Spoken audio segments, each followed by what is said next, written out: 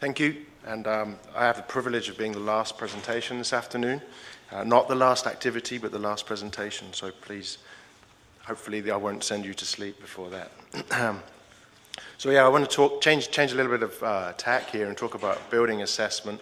We've heard a lot about permafrost, but one of the activities that we've been doing for the Northwest Territories and sponsored as well by the Aboriginal Affairs and Northern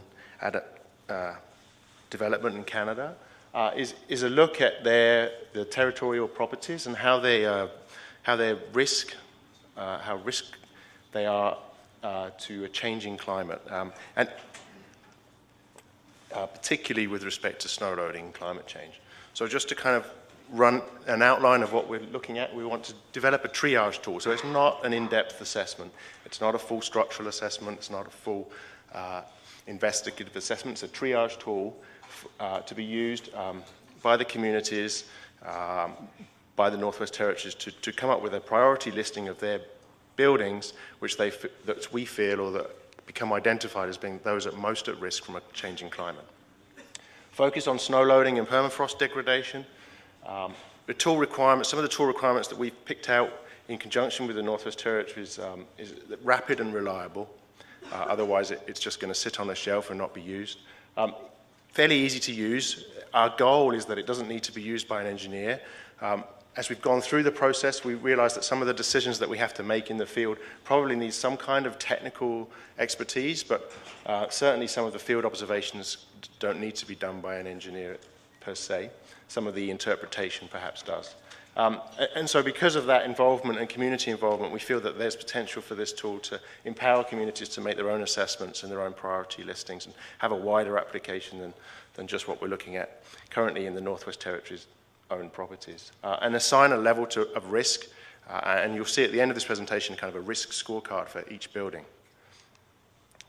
So when we started out, and as has been mentioned several times during the course of the last 2 days, we start out with an idea and then we have to kind of adapt it as we go through. So when we started out, it was a very easy process. We were going to identify the assets and walk through data collection, inspect them, come up with a risk assessment, nice and simple, mathematical formula. We're going to build on the snow overload tool, add in the climate change, and come out with a result. What we found as we went through and we worked with Edhu and Heather was that there's not much data to help us with the climate change, especially in certain areas of Northwest Territories. So we looked more at what the building risk was and considered the factors that changed that. And I should point out that this is not a thermosiphon here, it's a duct. But I just wanted to gather a picture of a building and just all of the factors that are involved in making a building vulnerable or not vulnerable to changing climate. So what do we mean when we look at building risk and building capacity? So the building was designed, and when we looked at the list of buildings that we were given by the Northwest Territories, they range from the 1950s through to the present. So how was it designed? What was it designed for? And how does it perform now? And there's a number of factors that come into play there. Changes in the building condition, changes in the building use, changes in the building setting, and by that I mean what's gone on around it, what's changed in the immediate vicinity around that building, and then finally an add-on piece, what's changing in the climate, what's happening with the permafrost, what's happening to the snow, and the other kind of environmental concerns. And how does that perform now? And then the next step is, what's the capacity for change? So the intended performance, and this is just another way of looking at the same thing, versus the actual performance and then any capacity for change. So to look at that another way, and this is concentrating on perhaps the snow load metric, which is easy to kind of evaluate. We have a current snow loading. We have what the building was originally designed for, and it's worth noting that building codes have changed, and the snow loading that was used in the 1950s is different to what's used today. And in fact, in many cases, it's less. The applied design load is less today than it was in the 1950s. So in some cases, older buildings perform better. So what the intended performance when it was designed, and then the actual performance because it's been in existence for a period of time, and then that leaves probably a gap. Maybe it doesn't, maybe it's not a gap, maybe it is performing really well, but it leaves a gap which we are saying is a loss of capacity, and it's probably under capacity where the climate is going to take it in terms of its performance of the foundations and the snow loading. So what we have here is we have a required performance for those buildings. taken into account its intended and actual performance, but we want it to continue to perform their assets in existence. We don't necessarily want to tear them all down and start all over again. So we boiled all of those considerations down, or we've boiled all of those considerations down to kind of 7 parameters to look at in the field. One is the building's importance and use, and this is really critical for us. There's the building code classification of what's low, normal, high, and post-disaster facility, but there's also what the community uses that facility for. And if it's been in existence, what we found as we've gone around is that there's been instances where it's been used and designed as one thing, but it's been changed its use over a number of years, a number of times, and what was perhaps just a low use, low importance, is now being used as a really important community facility because that's the biggest hall that they have in the community. And so we felt that it was important to draw that out too.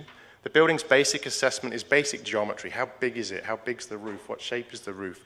What's around it? And then looking at in a few more things at more detail, ease with which the wind can remove the snow. Can it be blown off? Is it going to get trapped? Are there valleys? Are there things like that? Ease with which stormwater is removed. The slope of the roof and the roof materials, that's really important.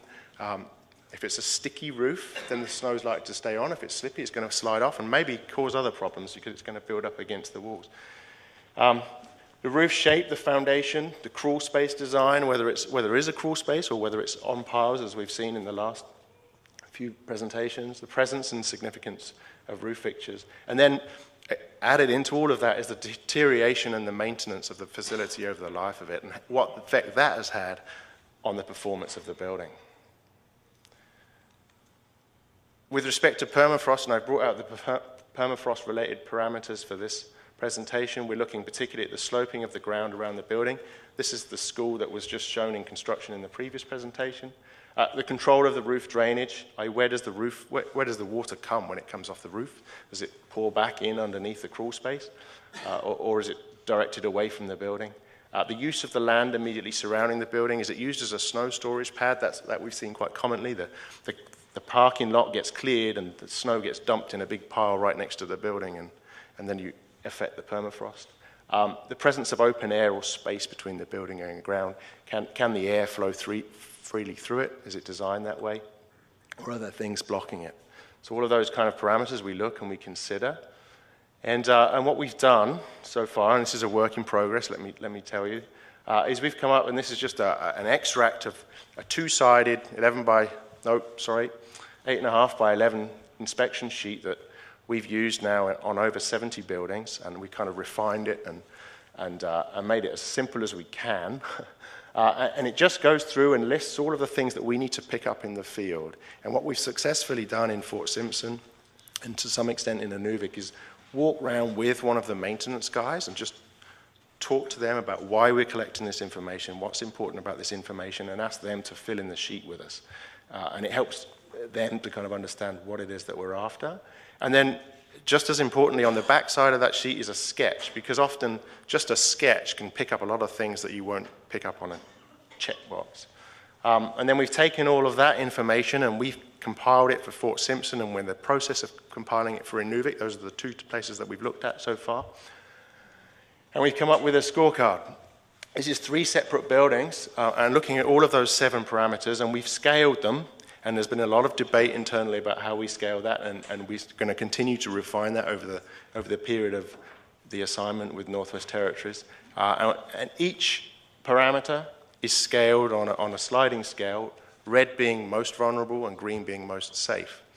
And what we think we can tell very easily from this, just by, even though you can't see the numbers, you can see the colors, and you can see that the building here on the left, which is Thomas Simpson School, actually, in Fort Simpson, has 3 areas where we consider it's at high risk. One is the actual capacity of the building versus what it's being used for. The other is, the one at the bottom there is the deterioration. There are some elements of that school which would suggest they need looking at in terms of drainage. There was actually an incident there earlier in the year which has been fixed. But so there's a few things going on with that school which led us to that.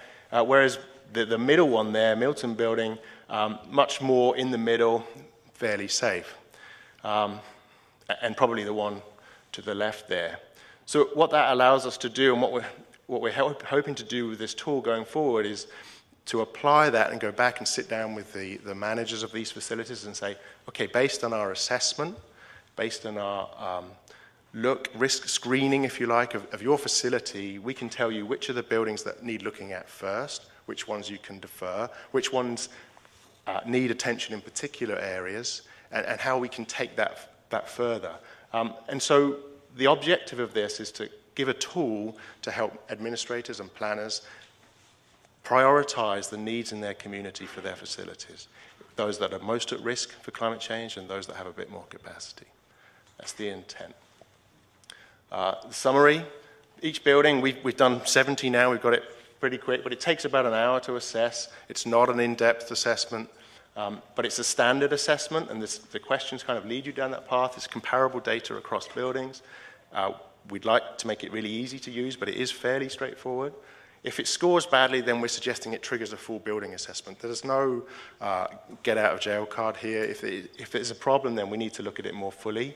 But it does allow different weather scenarios to be compared. So is it snow that's a problem, or is it rain? Is it drainage? Is it wind? What are those things going to do to the building? And where good climate change data exists, the time to failure could be made. We're not making that assessment right now. We don't have enough data. But what we are saying is that those buildings that are green or yellow or green have more robustness to a changing climate than those that are in the red and yellow zone.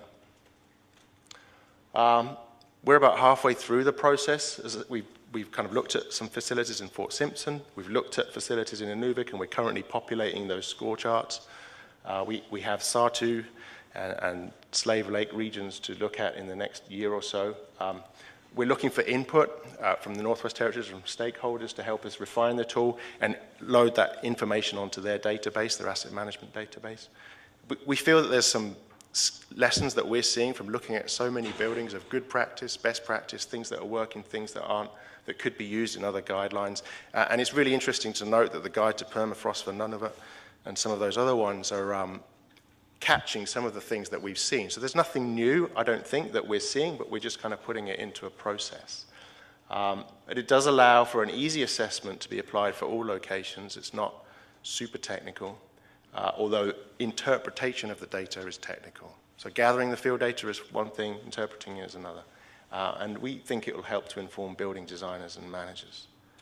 And that's the end of my presentation. So.